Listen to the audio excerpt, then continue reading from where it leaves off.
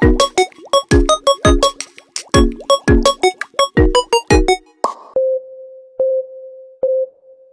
you.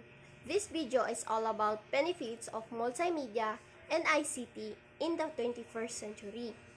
Now, we're going to explore the benefits of multimedia and informations and communications technology, in short, ICT. My partner will be explain what is multimedia. Multimedia is the integration of text, sound, graphic, animation, and video into a single unit. Multimedia and ICT have transformed the many I learn and teach. Students can engage with complex concepts and more fun away. ICT also possible for people to access educational resource from anywhere in the world at any time. What are benefits of multimedia in 21st century?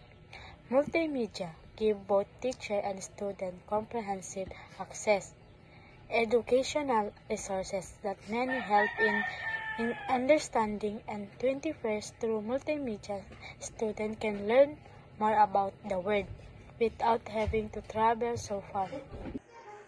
Information and communication technology, in short, ICTs, is the broader term for information technology.